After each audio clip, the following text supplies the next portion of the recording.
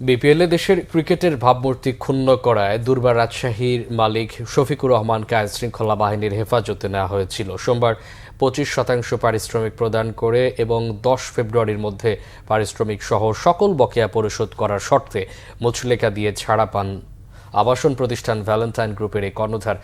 বিপিএলে এবার বড় বিতর্কের নাম দুর্বার রাজশাহী। প্রথম থেকেই দলটি নানা কর্মকাণ্ডে বিতর্ক সৃষ্টি করে। প্রথমে মালিকানা দখল নিয়ে বিতর্ক, এরপর ক্রিকেটারদের পারিশ্রমিক পরিশোধে ব্যর্থতা, তাতে প্র্যাকটিস বর্জন, বিদেশি ক্রিকেটারদের ম্যাচ বয়কট, খেলোয়াড়দের দেওয়া চেক বাউন্স হওয়া, কম দামের হোটেলে দলকে থাকতে বাধ্য করা, নানা বিতর্কিত কর্মকাণ্ডে বাংলাদেশ ক্রিকেট এবং বিপিএল টি-20 টুর্নামেন্টের ভাবমূর্তি চরমভাবে নষ্ট করেছে রাজশাহী দলটি। বিসিবি সভাপতি এবং ক্রীড়া উপদেষ্টার সাথে মিটিং একাধিকবার কথা দিয়েও পারিশ্রমিক দেননি ফ্র্যাঞ্চাইজিটির মালিক শফিকুর রহমান। ফলে 3 ডিসেম্বর দুর্বার রাজশাহীর মালিককে আইনশৃঙ্খলা বাহিনী হেফাজতে নিতে বাধ্য হয়। সেখানে নিজের দোষ স্বীকার করেছেন ভ্যালেন্টাইন গ্রুপ কর্ণধার।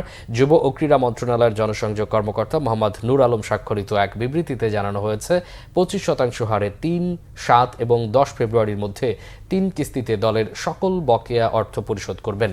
এই মর্মে নিশ্চয়তা দিয়েছেন দুর্বার রাজশাহীর মালিক। যদি তিনি ব্যর্থ হন তাহলে তার বিরুদ্ধে যে কোনো আইনগত ব্যবস্থা নেওয়া যাবে, মুচলেকায় স্বাক্ষর করেছেন দুর্বার রাজশাহীর মালিক।